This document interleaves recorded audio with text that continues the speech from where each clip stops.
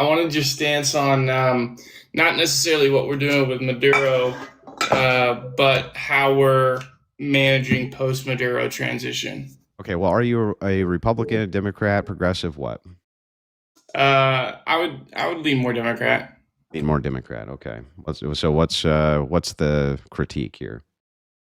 Uh, I think it's ridiculous that you run on the platform of meddling less in other countries' problems and then doing exactly that. Why are you lying, man?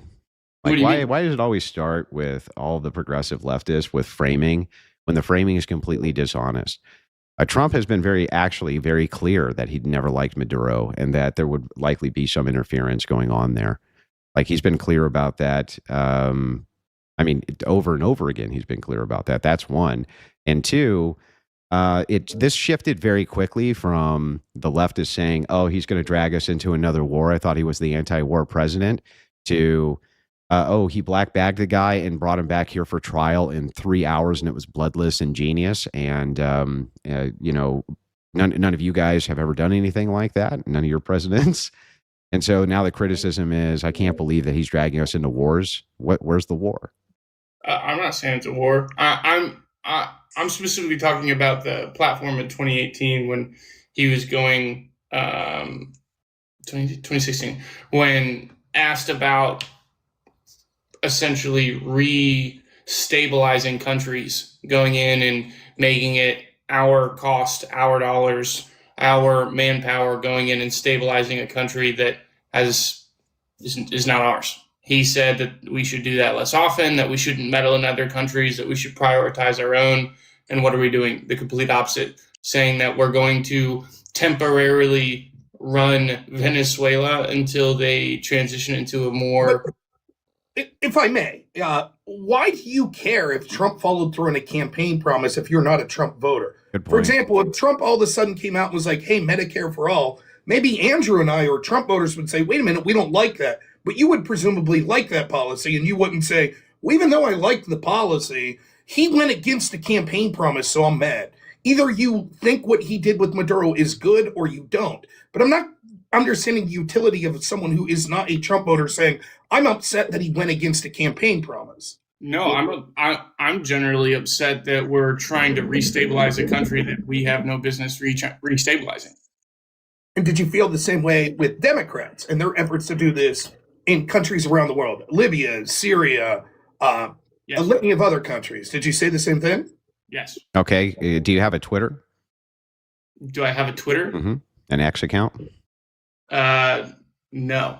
Do you have any social media account where I can go and see your criticisms of Democrats doing this? I don't post criticisms publicly. Oh, well, that's awful convenient, isn't it? What do you mean? Well, I mean, I just think it's awful convenient that you don't have any public criticisms of Democrats for doing the exact same thing you claim you would condemn them for while you're here condemning Trump for this thing. So you don't publicly, you don't publicly, hang on. You don't publicly post your condemnations of Democrats, but you publicly talk about your condemnation of Trump. That's convenient. You're comparing two things that are completely separate. You're talking about a post or a discussion. I've had public discussions talking about how our past political movements, whether that be Democratic or Republican, were ridiculous. Okay, where can I find them?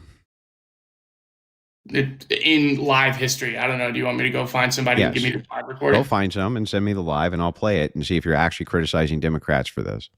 Okay, fantastic. Now that we're past that, do you feel we're like not really past that, though? I really want you to go find those and send them to me so that I know if you're telling the truth or not. You realize how that's reductive, right? What's reductive about it? You say you do it. Yeah, and so then it's not reductive. But what's the point of trying to find a recording of the same exact thing? What's the point of me trying to figure out if the claims that you're making, if you're full of shit or not? Gee, I wonder why I would wonder that. So you're saying because so you disagree with, you think that we should be restabilizing Venezuela? Hang on. Why are you trying to goalpost shift immediately?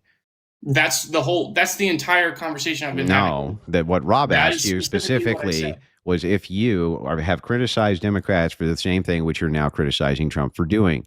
You said, yes, I've done this on multiple lives. I said, okay, they're public lives.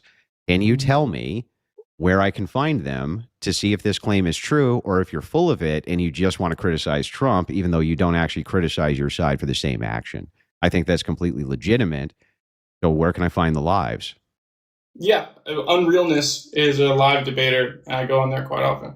And you specifically levy criticisms against Democrat foreign policy when they do interventionism, or you support it?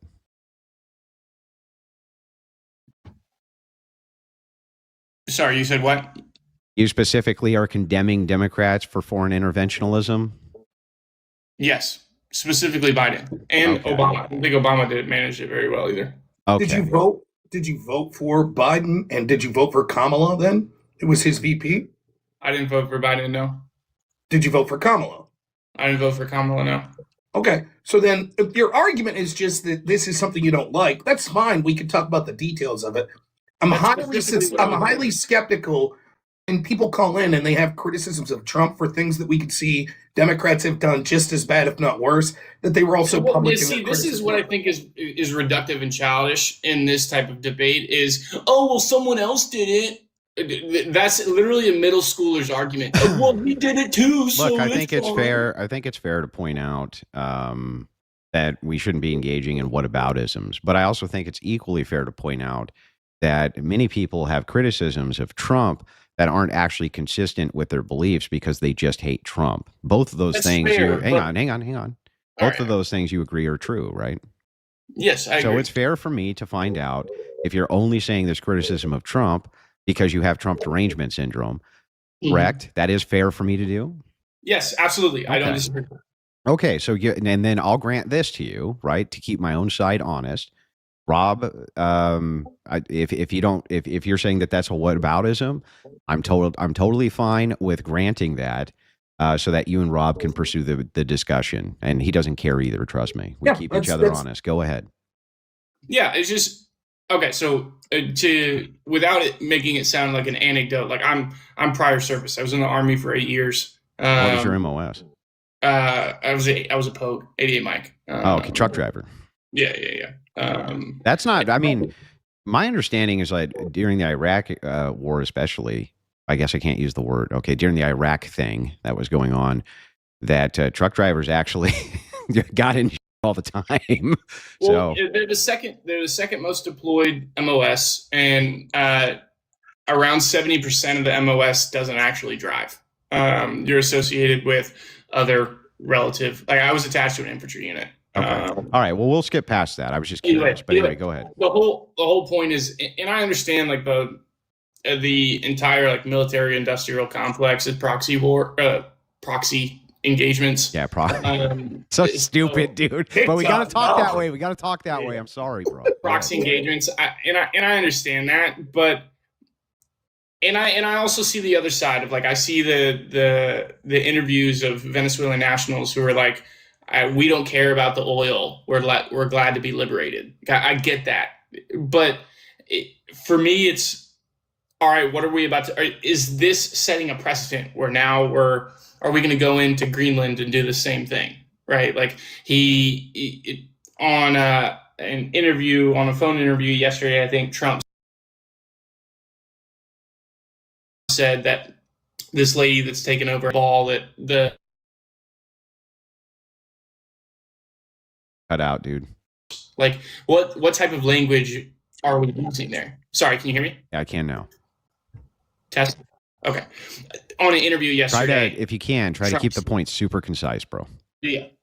On an interview yesterday, Trump said that the lady that's taken over in Venezuela that he doesn't play ball.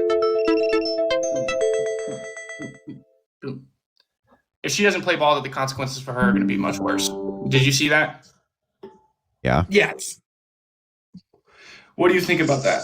I think that the president of the United States is constitutionally the number one diplomat, constitutional authority to be the number one diplomat, and part of foreign policy for being the number one diplomat is that you're allowed to utilize rhetorical devices and whatever else you need to in order to keep American interests solid.